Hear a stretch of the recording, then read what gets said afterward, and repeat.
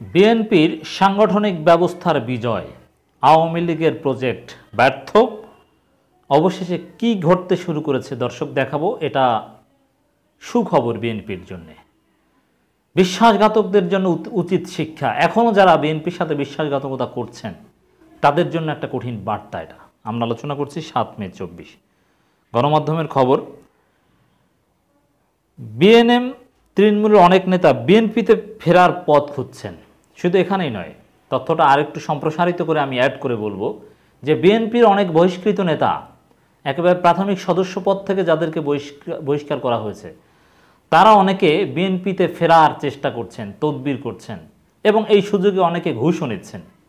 বিএনপির অনেক নেতা যে কিছু টাকা পয়সা দাও, তোমাকে বিএনপিতে ফেরার ব্যবস্থা করব। এর মানে বহিষ্কৃত হয়ে কোনো কুল কিনারা না পেয়ে প্রয়োজনের টাকা পয়সা দিয়ে হলেও বিএনপিতে ফিরতে চান। এর মানে বিএনপির সাথে চালাকি করেছে, উচিত শিক্ষা হয়েছে। তো বিএনপি যাদের বিরুদ্ধে সাংগঠনিক ব্যবস্থা নিয়েছে তারা অনেকেই এখন আবার বিএনপিতে ফিরতে চায় যে না, বিএনপির সিদ্ধান্ত অমান্য করে বহিষ্কার হওয়াটা ঠিক হয়নি, রাজনৈতিক ক্যারিয়ার শেষ হয়ে যাচ্ছে, অতএব কোনো রকম ফেরা যায় কিনা দেখিও। বিএনপি কিন্তু ক্ষমতায় না, ক্ষমতার ধারে কাছেও না, তারপরও বিএনপিতে ফিরতে চাচ্ছে। এটাই হচ্ছে বিএনপির সাংগঠনিক ব্যবস্থার বিজয়। অনেকেই দেখেছেন আপনারা, তৈমুর আলম খন্দকার, আরও কত যে কি ব্রাইট ক্যারিয়ার, এখন মামলাও ঠিকমতো পায় না। বিএনপি থেকে বহিষ্কার হয়েছে, রাজনীতিতে ট্রলের বিষয়বস্তুতে পরিণত হয়েছে, পেশার জায়গায় এখন ঘাটতি দিতে পারছে। মনিরুল হক সাক্কু, আরও কত বড় বড় নেতা, কি অবস্থা হয়েছে। এরকম আঞ্চলিক নেতা, জেলা বিভাগীয় পর্যায়ের নেতা, মহানগর পর্যায়ের নেতার অভাব নেই, যারা বিএনপিতে ফিরতে এখন তৎপর, নানান চেষ্টা সাধনা চালাচ্ছে। এই খবরটা একটু আপনাদেরকে শোনাতে চাই। দ্বাদশ জাতীয় সংসদ নির্বাচনের আগে নির্বাচন কমিশনের নিবন্ধন পেয়ে আলোচনায় চলে আসে বাংলাদেশ জাতীয়তাবাদী আন্দোলন বিএনএম ও তৃণমূল বিএনপি। দেশের অন্যতম বৃহৎ রাজনৈতিক দল বিএনপি ওই নির্বাচন বর্জন করলেও দলটির বেশ কয়েকজন নেতা ও সাবেক সংসদ সদস্য নতুন দুই দলে যোগ দিয়ে প্রার্থী হন।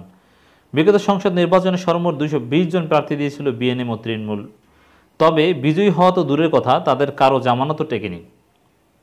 এ নিয়ে দুটি দলেই বিরাজ করেছে হতাশা।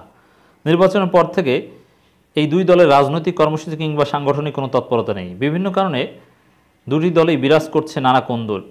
সে কারণে উপজেলা নির্বাচনেও বিএনএম কিংবা তৃণমূলের কোনো প্রার্থী অংশগ্রহণ করেনি। মানে এখানে এটা আরেকভাবে ব্যাখ্যা করা যায়, এটা সরকারের প্রজেক্ট ব্যর্থ, সরকার এখন হাল ছেড়ে দিয়েছে যে এদের মাধ্যমে কাজ হবে না। সরকার কিছু কাজ এদের মাধ্যমে করাতে চেয়েছিল, এখন সরকার ওতে অ্যাটেনশন দিচ্ছে না। পরিস্থিতিতে কোনো আশার আলো দেখতে পাচ্ছে না বিএনপি ছেড়ে আসা অনেক নেতা। এ কারণে তাদের কেউ কেউ এখন পুরনো দলে ফেরার পথ খুঁজছেন। যথাযথ মর্যাদা সম্মান পেলে বিএনপিতে ফিরতে চান তারা। তবে সরকার আনুকূল্যের আশায় দলছুট নেতাদের বিষয়ে হাইকমান্ডের কঠোর মনোভাবের কারণে তাদের জন্য সহসাই দরজা খোলার সম্ভাবনা নেই বলে জানিয়েছেন বিএনপির সিনিয়র নেতারা। না, এত সহজে এদেরকে ক্ষমা করা যাবে না, এরা এসে আবার গাদ্দারি করবে। তবে হ্যাঁ, এরা যে দলে ফিরতে চায় এটাই বিএনপির সাংগঠনিক বিজয়, সাংগঠনিক শৃঙ্খলার বিজয়। বিএনপির সিনিয়র যুগ্ম মহাসচিব রুহুল কবির রিজভী বলেন, নানা প্রলোভনে বিএনপি থেকে পদত্যাগ কিংবা বিএনপি ছেড়ে যাওয়া অন্য দলে যোগদান করা, তাদের ব্যাপারে যারা যোগদান করেছিল দল তাদের ব্যাপারে অত্যন্ত কঠোর। নিজেদের সুবিধা অনুযায়ী অন্য দলে যাবেন, সুবিধা না পেলে আবার বিএনপিতে ফিরবেন, কারোর জন্য সুযোগ নেই, সাফ জানিয়ে দিয়েছেন। রুহুল কবির রিজভীর মতো যদি বিএনপির সমস্ত নেতাদের আকীদা মানহাজ হতো তাহলে বিএনপি এতদিনে সফল হতো। সরকার বিএনপিকে যতটা দমন করেছে এতটা দমন করতে আরও অনেক বেগ পেতে হতো। 7 জানুয়ারি নির্বাচনের আগে বিএনপিবিহীন সংসদের প্রধান বিরোধী দল হওয়ার আশার কথা শুনিয়েছিলেন বিএনএম ও তৃণমূল বিএনপি শীর্ষ নেতারা, কিন্তু সেই চেষ্টা সফল হয়নি। বিএনপির কেন্দ্রীয় জেলা পর্যায়ের বর্তমানে সাবেক কিছু নেতা দল দুটিতে যোগ দিলেও হেভিওয়েট কোনো নেতা যাননি। দলীয় দলের নোংর প্রার্থী প্রতীকে ঘোষিত ও হিডেন মিলিয়ে বিএনএমের 83 প্রার্থী প্রতিদ্বন্দ্বিতা করলেও কেউই জয়ী হতে পারেনি। অন্যদিকে তৃণমূল বিএনপির দলীয় প্রতীক সোনালী আসে 137 প্রার্থী ভোট করলেও কেউই প্রতিদ্বন্দ্বিতা করে তুলতে পারেনি। এজন্য অবশ্য ভোটে নানা অনিয়ম ও কারচুপির অভিযোগ তোলা হয়। এখন এই দুই দলের যে প্রতীক মার্কা, এইটা আসলে কেউ জানে কিনা তাদের, এটা তো সাধারণ মানুষ, রাজনীতি বিশ্লেষক সারা কেউই এই দুই দলের মার্কার নামই বলতে পারবে না। সোনালী আঁশ বলতে কোনো মার্কা আছে বাংলাদেশে? আর একটা কী বলা হলো, নমুন নাকি কোনো মার্কাস, এটা কেউ জানেই না, অথচ তারা বিরোধী দল হওয়ার স্বপ্ন দেখিয়েছিল। তো এখানে সেই বিএনপির সাবেক নেতা সরোয়ার আর অনেকে আছে, তাদের কথা এখানে আছে। তাই এই সরোয়ার সাহেব সম্পর্কে আমরা আগেই বলেছিলাম যে এরা গাদ্দার, এরা বিএনপিকে ডুবাবে, এরা বিএনপিতে থাকতে পারবে না।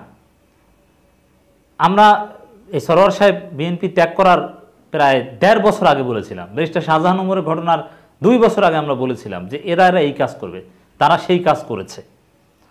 অতএব দর্শক, বিএনপি যাদেরকে বহিষ্কার করেছে ঠিক করেছে, যাদের বিরুদ্ধে ব্যবস্থা নিয়েছিল ঠিক করেছিল।